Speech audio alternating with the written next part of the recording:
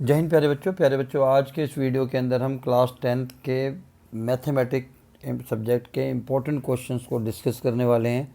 ये वो क्वेश्चन है जो आपके final paper, PD1, half yearly, pre board सभी जगह देखने को मिलेंगे। तो इन क्वेश्चंस को बहुत ध्यान से समझिए और हो सके तो वीडियो के अंत तक ज़रूर बने रहिए। इससे मैं श्योरिटी देता हूँ कि आपके कुछ ना कुछ नंबर ज़रूर इंक्रीज़ होंगे। तो आइए शुरू करते हैं आज का ये वीडियो।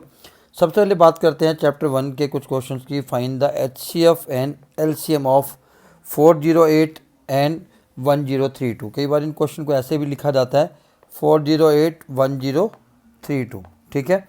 तो इनका HCF ऐसे लिखा हुआ आएगा और ऐसे क्वेश्चन मार्क आ जाता है। इसका मतलब भी यही है कि आपने इन दोनों का क्या फाइंड आउट करना है, HCF। और जबकि इस क्वेश्चन में मैंने दोनों ही चीज़ें दी हुई हैं कि HCF भी फाइंड करो और LCM भी, ठीक है। तो आइए शुरू करते हैं।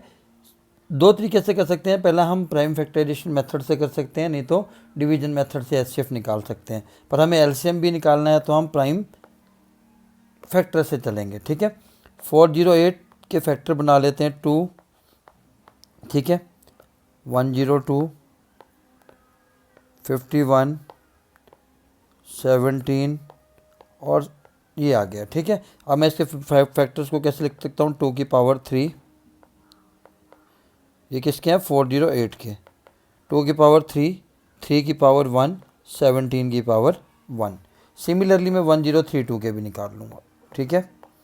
2 से स्टार्ट किया, 2 5 जा 10, ठीक है, 2 1 जा 2, 16 करते चलेंगे।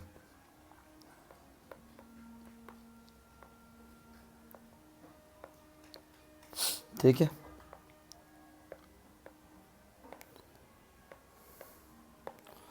तो ये हमारे जो हैं फैक्टर हो गए इसके भी। 2 की पावर 3, 1032 की बात कर रहा हूँ मैं। इसके जो फैक्टर्स बनेंगे 2 की पावर 3, 3 की पावर 1 और 43 की पावर 1, ठीक है। अब यहाँ से मैं 2-3 चीज़ें आपको एक साथ बताने वाला हूँ, ठीक है, जिससे आपकी गलती नहीं हो और आपके क्वेश्चन भी बिल्कुल ठीक हो जाए। आपने करना क्या है, ऐसे 2 क्वेश्चन इस वीडियो के अंदर हम देखने वाले हैं, तो जो कि बहुत इंपॉर्टेंट है। अब आपने, मैं इसको रब कर रहा हूँ ताकि, क्योंकि हमने इसके LCF तो प्राइम फैक्टराइजेशन तो निकाल दिए।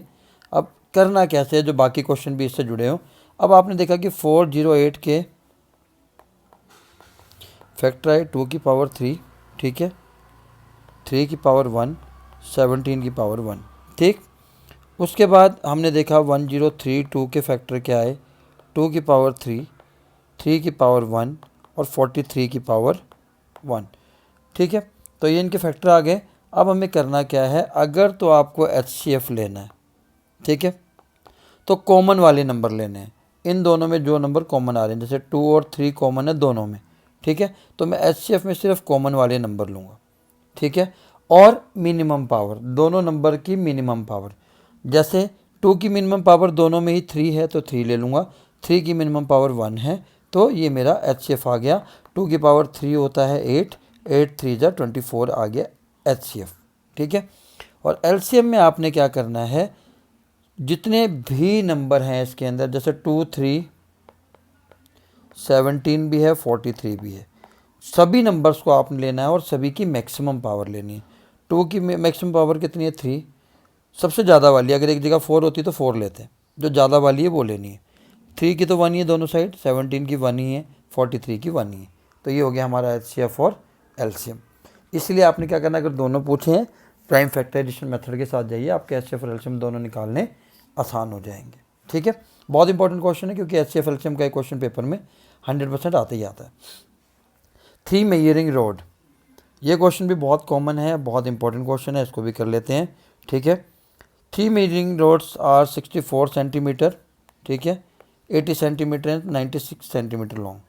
व्हाट इज़ द लीस्ट, इस वर्ड को आपने फोकस करना है, least length of a rope that can measured by any of the 3 rods, ठीक है। आपके पास 3 तरह की रोड है जिनकी लेंथ 64 सेंटीमीटर, 84 सेंटीमीटर और 96 सेंटीमीटर है, ठीक है। आपको ऐसे कितनी मिनिमम लेंथ की रस्सी चाहिए, ठीक है, जो किसी भी रोड से मेज़र की जा सके। तो लीस्ट वर्ड जहाँ पर आपको मिले और ऐसा क्वेश्चन आए तो आपने क्या निकालना है, इसके अंदर LCM निकालना है। क्या निकालना है, एलसीएम। और अगर ग्रेटेस्ट वर्ड यूज होगा तो 90% क्वेश्चन में 99% क्वेश्चन में आपको एचसीएफ निकालना है। ठीक है, तो 64 के फैक्टर्स 2, 32, 16, 8, 4, 2, 1 यानी कि 2 की पावर 6। ठीक है, सिमिलरली अगर मैं 80 के कैलकुलेट करूं 2, 40, 20, 10, 5, 2 की पावर 4, 5 की पावर 1। ठीक है, सिमिलरली 96। ठीक है, आपने प्राइम फैक्टराइजेशन बड़ा इंपॉर्टेंट है। इसकी बन रही 1, 2, 3, 4, 5, 2 की पावर 5 और 3 की पावर 1। मैंने आपको क्या बताया था, जब भी एलसीएम निकालना है आपने तो जितने भी नंबर आ रहे हैं 2 आ रहा है, 5 आ रहा है और 3, तीनों लिख लेने। ठीक है, एचसीएफ में कॉमन वाले, एलसीएम में सारे, और एलसीएम में हाईएस्ट पावर लिखनी। जैसे यहाँ 2 की पावर 6 है, यहाँ 4 है, यहाँ 5 है, तो सबसे ज़्यादा वाली कौन सी है, 6। 5 की 1 ही है, 3 की 1 ही है। ठीक है, आपने इसको मल्टीप्लाई कर लेना। 2 की पावर 6 होता है 64, 5 3 जा 15 होता है। इनको मल्टीप्लाई कर दिया तो 960 सेंटीमीटर आंसर आ गया। तो ये उस रस्सी की सबसे ज़्यादा मिनिमम लेंथ है जिससे ये तीनों रोड क्या कर सकती हैं, मेज़र कर सकती हैं। ठीक है, चलिए फाइंड द ग्रेटेस्ट नंबर। अब मैंने अभी पहले लीस्ट वाला किया, अब ग्रेटेस्ट आ गया। ये एक ट्रिक देता है, number that will divide this numbers leaving the remainder 4, 5 and respectively 6 respectively. तो आपने ऐसे क्वेश्चन में जहाँ रिमाइंडर दिया है तो पहला नंबर क्या है 445, और यहाँ पर फर्स्ट क्या है 4, इसमें से 4 माइनस कर देना है।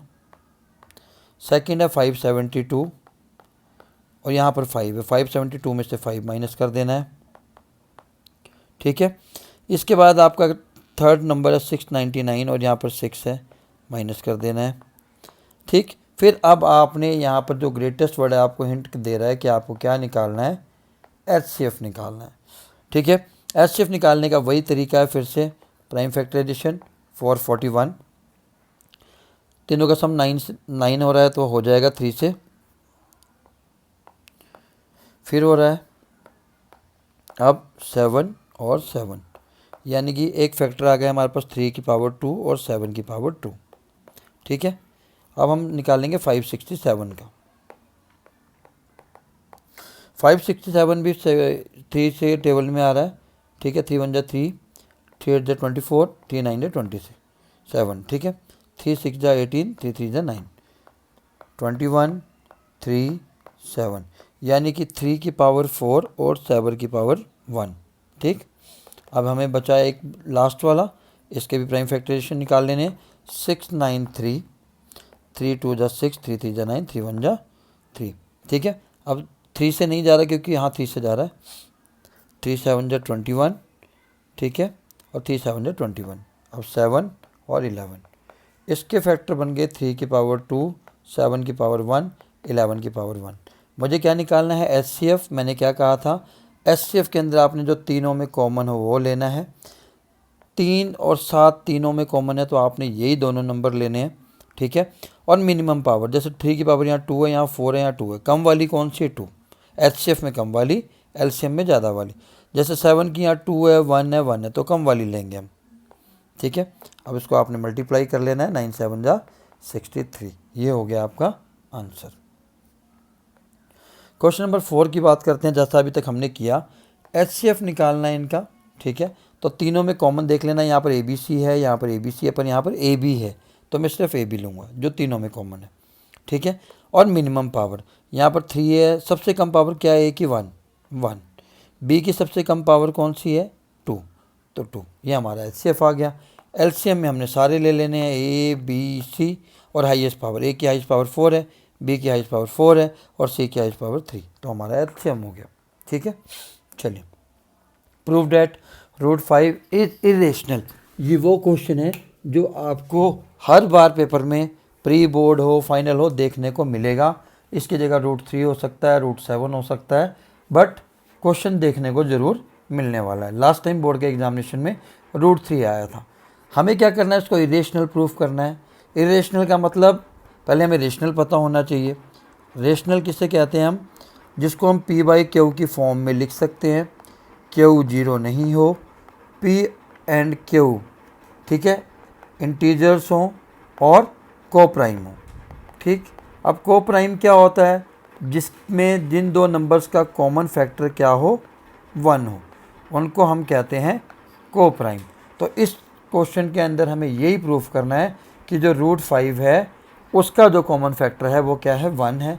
अगर वो 1 है तो वो रेशनल हो जाएगा, अगर 1 नहीं आता है तो वो इरेशनल हो जाएगा। ठीक है, चलिए, तो हमें प्रूफ करना है इरेशनल, बट हम स्टार्ट कहाँ से करेंगे? इसके उल्टे से।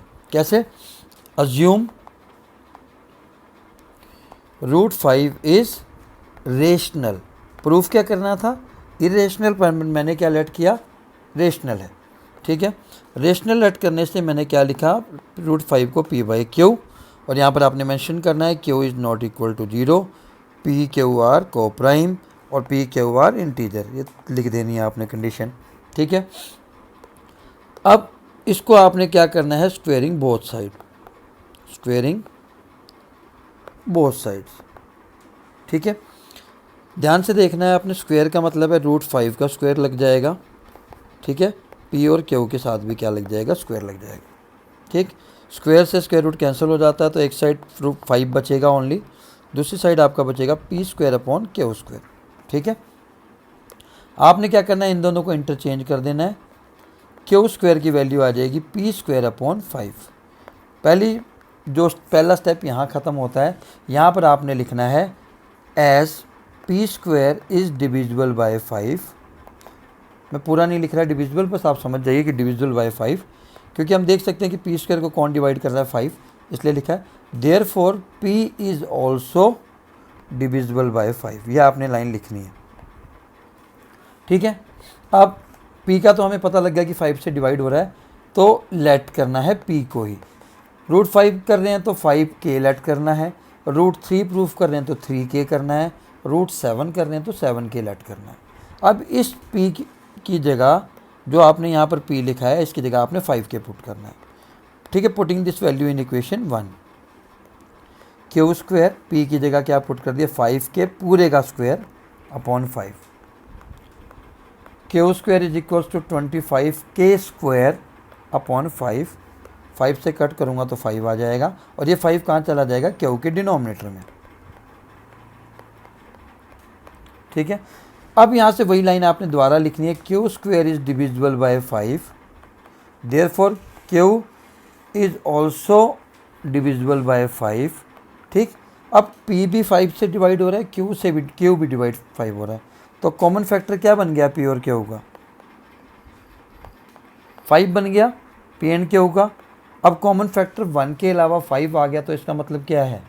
ये रेशनल नहीं है। ठीक है, ये रेशनल नहीं है, ये क्या बन जाएगा? Irrational. Therefore √5 is irrational. Clear? तो इतना सा क्वेश्चन है, 3 नंबर का पेपर में आपके फाइनल में आना है। होप आपको समझ में आ गया होगा क्या करना है। ज़्यादातर जो बच्चे गलती करते हैं वो इस स्टेप में करते हैं यहाँ पर, क्योंकि वो k के साथ स्क्वायर नहीं लगाते या रूट में ब्रैकेट में नहीं लेते हैं, तो आगे आंसर गलती हो जाती है। ठीक है, question number 6, prove that 3 - 2 √3 is irrational if √3 is irrational. ठीक है, तो इस क्वेश्चन को भी आपने वैसे ही करना है, एज्यूम करना है 3 - 2 √3 इज़ रेशनल, उल्टा ऑपोजिट, जैसा हमने पिछले क्वेश्चन में किया। फिर 3 - 2 √3 is equals to p by q, वही condition, q can not be equal to 0, P q को प्राइम, पी क्यू इंटीजर। ठीक है, यहाँ आपने स्क्वायर नहीं लेना है, जैसे कि √5 वाले में हमने स्क्वायरिंग बोथ साइड किया था, यहाँ पर आपने स्क्वायरिंग बोथ साइड नहीं करना है इस क्वेश्चन में। ठीक है, यहाँ पर आपने क्या करना है, जो रूट के बिना वाला नंबर है उसको दूसरी साइड लेकर जाना है। ठीक है, तो यहाँ पर बचेगा -2 √3, क्योंकि यहाँ माइनस साइन था तो माइनस लगाना है आपने। 3 प्लस का था तो वहाँ जाकर क्या हो जाएगा? -3 अपॉन में 1 ले लिया। ठीक है, इन दोनों का ले लीजिए एलसीएम, क्यू और 1 का एलसीएम क्यू ही आएगा, और जब हम इसको सॉल्व करेंगे तो ये आ जाएगा। पर यहाँ पर आप देख सकते हैं कि माइनस साइन है, तो माइनस साइन जब मैं हटाऊँगा आपने ऊपर वाले दोनों नंबर के साइन को रिवर्स कर देना है। अभी p माइनस क्यू था, अभी क्या हो जाएगा 3q minus P upon Q. ठीक, फाइनल स्टेज में आपने क्या करना है, जो ये बचा हुआ 2 है इसको भी इधर ले आना है क्यू के साथ, रूट वाले नंबर को आपने अकेला करना है। हो गया, बस यहीं पर आपका आंसर आ जाता है। आपने लिखना है अब as this number is rational, ठीक, but this is irrational, so whole term 3 minus 2 root 3 becomes irrational. That's it, ज़्यादा नहीं, ख़त्म हो गया।